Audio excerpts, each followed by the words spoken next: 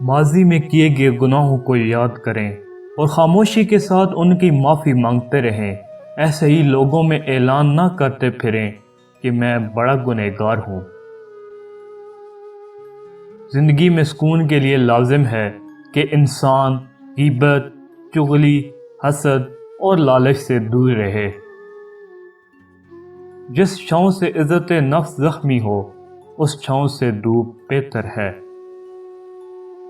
علم بغیر عمل کے جنون و دیوانگی ہے اور عمل بغیر علم کے کچھ بھی نہیں۔ دو چیزیں اپنے اندر پیدا کر لو، چپ رہنا اور معاف کرنا، کیونکہ چپ رہنے سے بڑا کوئی جواب نہیں اور معاف کرنے سے بڑا کوئی انتقام نہیں۔ آخرت کی جواب دہی کا احساس انسان کو دنیا میں اوقات میں رکھنے کے لیے کافی ہے۔ انسان تو ہر گھر میں پیدا ہوتا ہے مگر انسانیت کہیں کہیں پیدا ہوتی ہے۔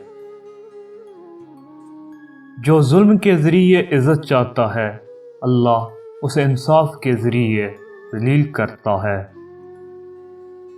اگر انسان اپنی اوقات پر غور کر لے تو وہ یقیناً تکبر نہیں کر سکتا۔ ہم لوگ نیک بننا نہیں صرف نیک دکھنا چاہتے ہیں اور یہ منافقت کا سب سے اعلیٰ درجہ ہے۔ تنزیہ لہجہ، منافق دل، جھوٹے وعدے، لفظوں کا جال اور دلوں سے کھیلنے کا فن۔ اے ابن آدم، کیا تو واقعی اشرف المخلوقات ہے؟ ہارنا تب ضروری ہوتا ہے جب لڑائی اپنوں سے ہو اور جیتنا تب ضروری ہوتا ہے جب لڑائی اپنے آپ سے ہو۔ خود کو اخلاقی طور پر سنوارنے میں اتنا وقت صرف کرو کہ تمہیں دوسروں پہ تنقید کرنے کی فرصت نہ ملے۔ رفاقتوں کے فیض اعتماد سے ہیں۔ بے اعتماد انسان نہ کسی کا رفیق ہوتا ہے اور نہ اس کا کوئی حبیب ہوتا ہے۔ دھوکہ کھانے والوں کو تو وقت کے ساتھ ساتھ سکون مل جاتا ہے، پر دھوکہ دینے والے کو کبھی سکون نہیں ملتا۔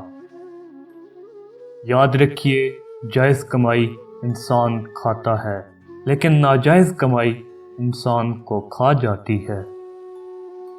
اللہ بہتر کرے گا۔